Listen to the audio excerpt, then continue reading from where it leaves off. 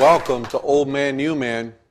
We're so glad you've joined us today, and today we have a very special guest, Tony Melendez, known all over the world. If you want to hear about a miracle, this is the time. Tony, welcome to Old Man, New Man. We're so glad you're here. Oh, thank you. It's an honor to be here. Now, your story is a tremendous story. You were born in 1962. Tell us about your beginning and how it was that you were born. Where are you from? Yeah, I was born in Nicaragua, Central America, in a city called Rivas. It's not a small pueblo, and it's not a big city, so kind of in between. And my mother was given a medicine. She was having morning sickness, and this medicine was given to her. And when the doctor handed it to her, said, "This will help you," and it did help her. The medicine was known to help the morning sickness. But what they didn't know is that it would harm the child. So here I am developing in the womb, starting to grow, the limbs, the arms. What it would harm is the growth of the limbs and the arms. So the medicine was called thalidomide. Big scare in the late 50s, early 60s. And many babies were affected by it. And again, morning sickness and a few other things. And what was the name of it again? Thalidomide. Okay. And now there's some heavy restrictions. There always was, but it's even harder now to just receive this medicine. So your mom and dad didn't know that it was causing any harm. Obviously, no one knew at this point. My mom, dad, the doctors, nobody. Nobody knew. Now, you had an older brother at this time, Jose? Yeah. And he was how much older than you? He's about a year and a half older. Year and a half older. And so when the day came for the delivery, how did that come? You know, I was born. Mm-hmm. They quickly, it was my grandma's brother. He was the doctor. So quickly, between him, my father, and my grandma, when I was born, my mom didn't see me right away. So they took me. Oh, lo vamos, ahorita te lo traemos. We'll bring them to you in a minute. So they took me off. And after a few minutes, 15 minutes or less, she started saying, "Why don't you bring me the baby? What's wrong? Lo quiero ver. I want to see him. ¿Qué pasa? What's going on?" Mm-hmm. And my father walked in with sunglasses on, trying to hide the tears. ¿Qué pasa? He already knew? Oh, yeah. Between the doctor, my mom, and the grandma, my dad, they all knew. So, here he is trying to hide the tears. My mom getting a little bit more frustrated. What's going on? There's something wrong. So they finally put me in her arms. But I had a blanket on, una sábana, as we would say in Spanish. So I was covered up, and slowly she took that little blanket off, and the two arms weren't there. And a lot of people don't know, but my left foot was clubbed. It was just a little twisted. So when she opened the little blanket, she noticed there was the arms missing and the little left foot. The tears started coming down. Mi abuelita, which is my grandma, shortly came into the room telling my mom, "Clean those tears. Ya no llores. Stop crying. This little baby's not going to die. He's strong. He's missing the arms. He's going to survive." So your grandmother was a great encouragement to your mother right there. Oh, yeah. At that moment, a big shock. It's not easy. I'm sure when my brother was born, it was like, "Oh, it's a boy!" With me, it was a little more of a shock. Yeah. What happened? Where the arms? But after your grandmother came in and said those words, at that point, your mother received you, embraced you, and right there declared a blessing over your life. Oh, yeah. My mom, after my grandma saying, "Clean those tears," she did. Saying, "You're right. I'm going to clean these tears. This is my child. I'm going to teach him. I'm a teacher. And I'm going to help him." So I started growing. And your father was there also, right next to her? My dad right there beside, and I'm sure as a man you're sitting there, what am I going to do? This baby doesn't have arms. My wife, I have another son. He worked at a sugarcane factory at the time. His background, agriculture, and worked with animals. So the whole struggle of what am I going to do as a man, I'm sure is going through his head. I got to do something, And your dad, he was very devoted to you and to your mother and the family, because while many men would have gone away or ignored it or walked away, your dad stood right there next to your mother, and he was a huge part of your life, according to your book. Yeah, he was an adventurer. He liked playing with the animals. He liked going into the jungle part of Nicaragua, holding snakes and doing crazy things. He'd go off in the middle of nowhere and just kind of do the all-terrain thing out in the middle in the jungles of Nicaragua or the ocean. He always had some kind of adventure. He was also the musician too. He was a musician. He loved the guitar. He loved playing. So you grew up listening to him sing and listening to him play. He was part of a trio, which is the three guys, with the guitars and three-part harmony. So I always had that influence around me. And so when they saw the club foot, you obviously needed medical attention for that. Mm-hmm. So what started to happen? How did they plan? Did you stay there in Nicaragua? Well, in Nicaragua, it all started there. The first thing, they couldn't do anything about the arms. It is what it's going to be. And when you're so little, they really can't put artificial arms on you or anything because you just grow too fast and you're not going to use them. The big worry is we need to help them walk. So they had to start correcting that little left foot. The doctor we knew him as Tio Toño. He had I guess they started a few surgeries back there in Nicaragua. And he eventually says, well, we've done all we can do here. You're going to have to go to somewhere else. And I have a friend in UCLA in Los Angeles. So he called his friend. So LA came into the picture. Mm-hmm. But did you receive some treatment there in Nicaragua? Yes, I had at least 1-2 surgeries in Nicaragua. Now in your book you talk about the red balloon and how you were an active baby. You would have no trouble moving around and getting where you wanted to go. And you seem to have been determined to do what you wanted to do. Tell us about the red balloon. Yeah. I'm sitting in my crib, and this is a little older. I would say I was already closer to 1 year old, where I could really start using my feet more. And the red balloon, was put on my crib, and it lost its helium, and it floated into the crib. And all of a sudden, as a kid, I'm like this. I'm, using my feet, to play with the balloon. And your brother, Jose, and your dad were there? Yeah. Yeah. And so they called your mom in, and that was a big surprise. The baby's playing with the balloon when he's using his feet. And, they probably kind of already knew my feet were the way to do things. Mm-hmm. But that was kind of like the wake-up moment. His feet.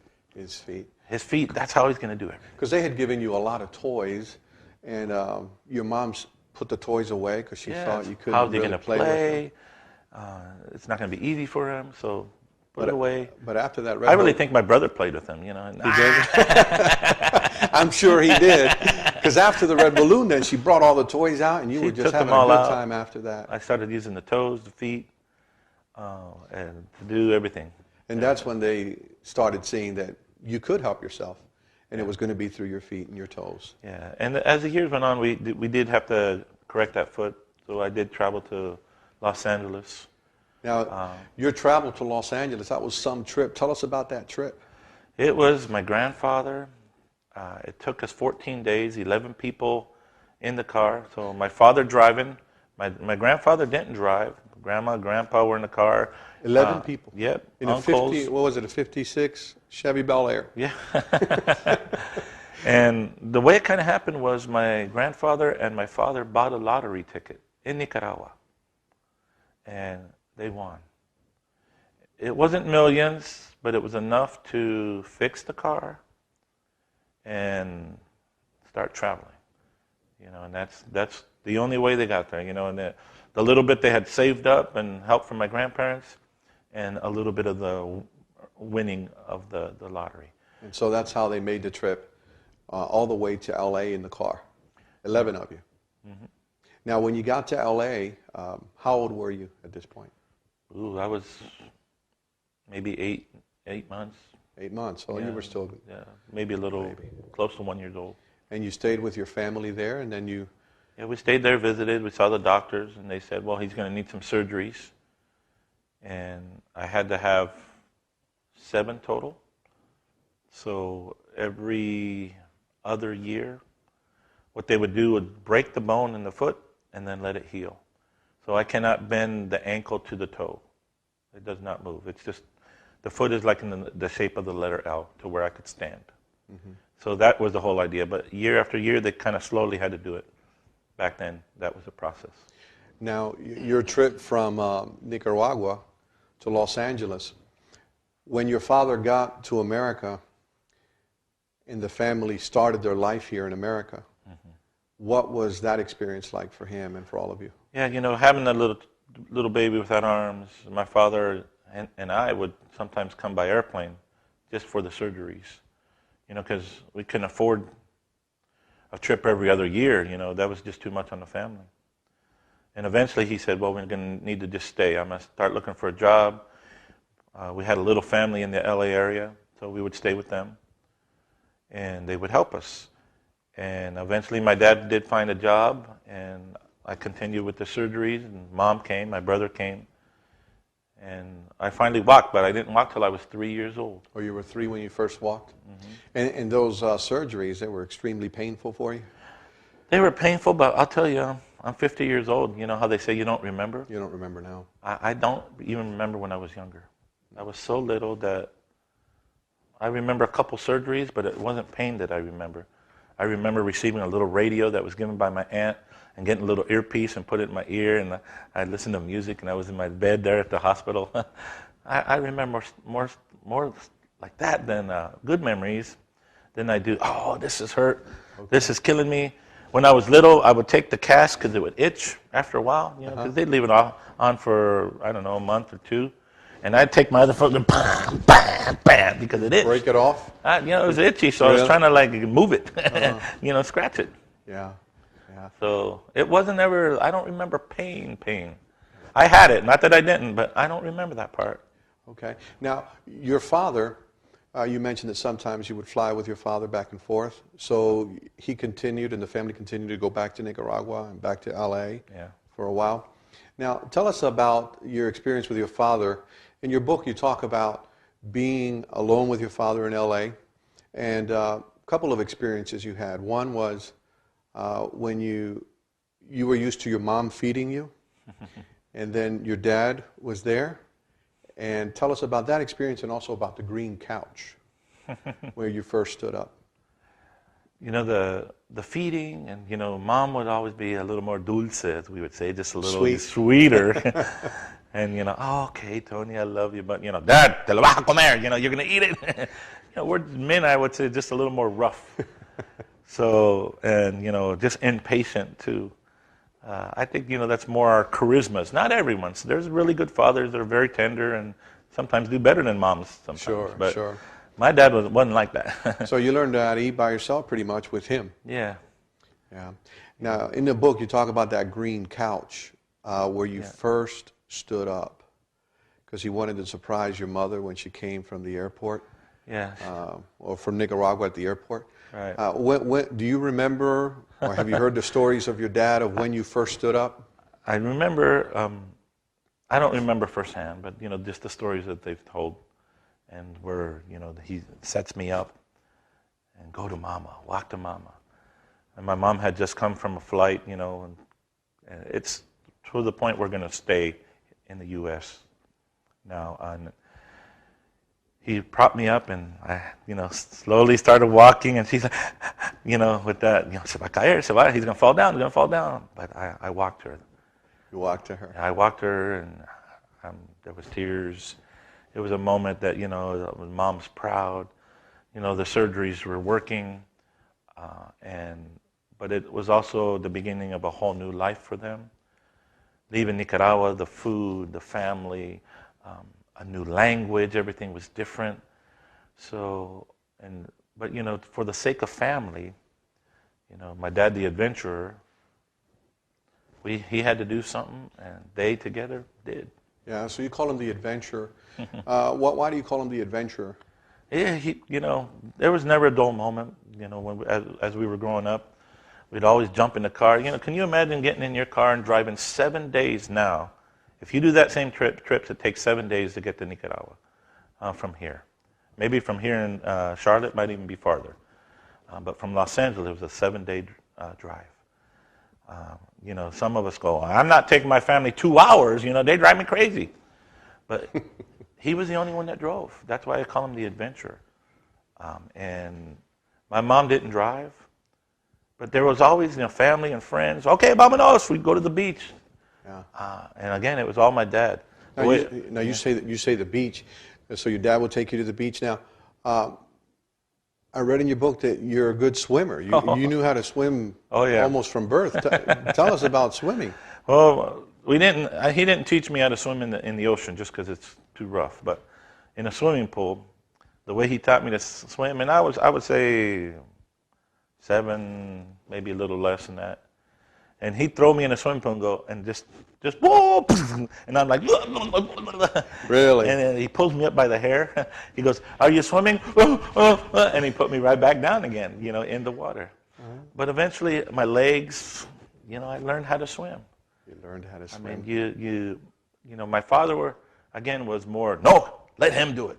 My mom was, I love you, hugs, and So your dad pushed you in a healthy way to fend for yourself. Yeah, you need both of those. You need both. You need the love and you need the little push. Right. Speaking of push, one of the parts in your book that I really enjoyed was when you went down a mountain. It was snowing. I think it snowed in California. And your dad pushed you. Oh, just kind of like sliding down? Sliding down, yeah. And your mom said, don't do it. And he pushed you off the hill, and there you went without arms, just not being able to navigate. And you hit something, but you survived, obviously. You got to take your tumbles. In life, even learning how to walk, I broke my chin open because I don't have the arms to stop me as I fall. So I ripped my chin open I don't know how many times, learning how to roller skate, when I was in my early teens, or maybe just a little younger. I killed myself. Whoa, whoa, whoa, whoa, So you took a lot of hits to the chin. You take a lot of hits, but do you stop? No. You keep pushing on. You get up and try it again. And to me, okay, I fell down, whatever. As long as I wasn't bleeding, I'm okay. Let's go on. And just because you fall, you get some bruises, yes. But, I had to keep trying. I guess I had that adventurer, too, that my dad had in him. Did you ever wish that everything was different for you? Do you ever wish that, oh, God, why didn't you do this way? No. No? Different, why? I am the kind of person, and I think I get this also from my mom and dad, you got to learn to deal with what's in front of you. As a man, you got to figure out ways that is going to help you and others around you. Because I really believe it's a responsibility, first of all, to love our good Lord, because He loves us so much. Amen. He's given us that beauty of life, and we need to take care of those around us. And I'm grateful for that. Do I understand that all the time? No. Am I a sloppy individual at times and not the perfect man? I'm not the perfect man. So, but I want to try. I want to try to get maybe a little closer to that perfection that our good Lord had. But, we got to be strong. And strong you learned how to be. You were mentioning your chin. There's a part in the book that I really loved about you and your brother when you put on a Superman cape and jumped from the bunk bed. And your brother and sisters were shouting, "Don't do it!" And there you went. And I think it was 9 stitches later that you had to. Yeah. There's Dad coming out again. Tony Melendez trying to be a daddy. But, he shared with us so much, and we were adventurers. All of us. My brother's the same way. We had 4 kids in one bedroom. So the boys had the bunk beds, which was mine. I was down on the bottom. My brother was up on top. And then the 2 sisters' bed were off to one side there. Oh. So I was jumping off the top bunk. I had the Superman cape on, and my brother tied it on me, and whoom! And I flew for maybe a half a second, and then whoom! Yeah. And I hit the bar on the bottom of the bed with my chin. It seems that God's given you a tremendous resiliency and strength and courage. Because you mentioned even something as simple as playing with a little stick ball or a little stick that the ball came in. Oh, yeah. I'm not real sure how that game is, but Yeah. your brother and neighbors were playing that game. Yeah. I don't remember the name of that, but it's Yeah, it has a ball on the end with a hole in it. And you just swing it? And then you got to and up and down real fast, and the ball goes right onto the stick. And you were determined that you were going to play with your brother and his friends with that game. Yeah, and you did, and when you when you lift your leg up or your hand, you go, if you don't do it right, it hits your hand or my foot. And if you're doing it hard, it hits. And to really make it fall right when it needs to, you got to give it a good little jerk. So, but it would hit you, and then you do it again. And you kept doing it and doing it and doing it until you mastered it pretty much. Yeah, I got it. I could still do it. I wish I had one for you today, but I don't have Oh, one. I'd love to see it. I would love to see that. But, today I haven't done it in years. I might hit myself a good 100 times before I learn, or get it on there. But that resiliency, that persistence, that strength, you feel that comes from God or from the example of your parents or both?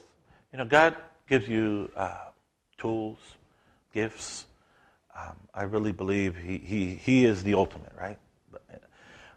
I think we need to be aware of what we have around us, including our being.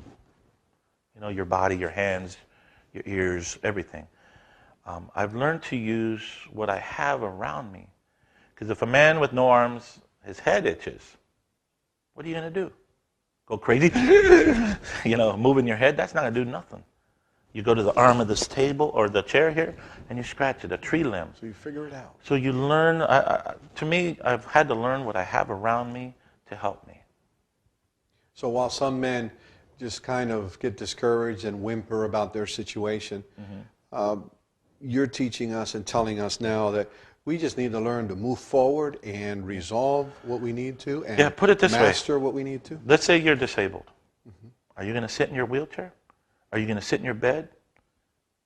And that's all you're going to do the rest of your life? Or are you going to try to do something? I realize that we'll need a little help in life. The most perfect person in the sense of having their whole body, hands, arms, eyes, legs, whatever still they have flaws too. But we need to move forward and try to do it. We can't just always sit there waiting for someone to help us. If they see you trying, that's bigger to me when you're trying than if someone's just giving it to you and giving it to you, giving it to you. Because years later, you're going to be in the same spot again. So you would encourage the men watching to just step up. Step up. Do whatever you need to. Be resourceful. Yeah. Figure it out. Prepare yourself. It takes preparation. Go a little bit to the edge of where it's not safe in the sense of, well, I don't feel good about this. But, right to that edge to where maybe something could come from it. Now, one of the things that some men may do is say, hey, you know what, I can't do this. So just giving up. What would you say to them about giving up? Yeah, giving up to me is not the right thing to do. You're not manning up nothing there. You're just being a wimp in my eyes. Because we need to try to help ourselves and those around us. That, to me, is a man. A person needs to try. Amen. You've got to try. I see the guys in the gangs. They have their hands, they got their feet, they got everything. One of the things that they got to do is beat someone up or kill somebody to get into this pandilla or band or a gang, whatever you want to call them. That to me is more choking and more restraining, because at the end, the guys will beat you up, will kill you when you want to do something good. You lock yourself into situations where I wish you wouldn't.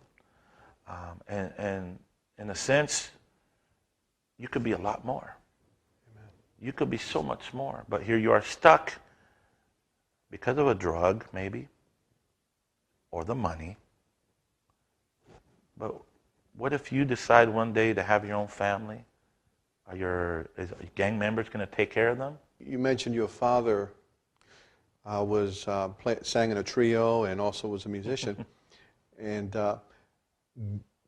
you were moved with a guitar that he left in the house, and you started picking at that guitar. Tell us a little bit about that. Well, the guitar was always at the house, my dad's. And I was little, and I said, "Quiero tocar tu guitarra. I want to play your guitar." And he goes, "Ay." And my father. And I, as a little boy, would take the guitar and try to play it, but he would go, "No, no, no, me estás ensuciando la guitarra. You're dirtying my guitar." So finally he said, "Okay, I'll let you play it, but go wash your feet." So I ran to the bathtub, washed my feet, put it down on the floor, and that was kind of the beginning of the guitar. Tony, would you play a song for us? Oh, certainly. All right, here it is. Tony Melendez is going to play and sing for us right now.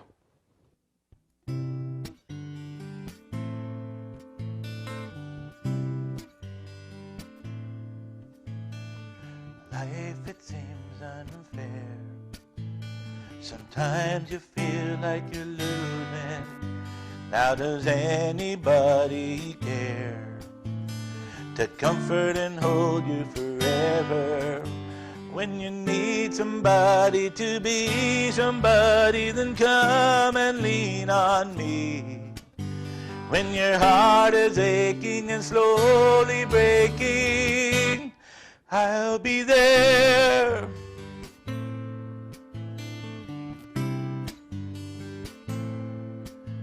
Can't go forward, can't go back. Remembering yesterday's failures, heavy tears like rain shall fall. Feeling trapped by life's limitations. When you need somebody to be somebody, then come and lean on me. When your heart is aching and slowly breaking, I'll be there. I'm here to say that anything we do in life, I pray that we could get through. I pray that we could get through. A promise was made to last. Survive the burden of doubt and confusion. You know that time will heal the past and open the doors to the heavens. When you need somebody to be somebody, then come and lean on me. When your heart is aching and slowly breaking, I'll be there.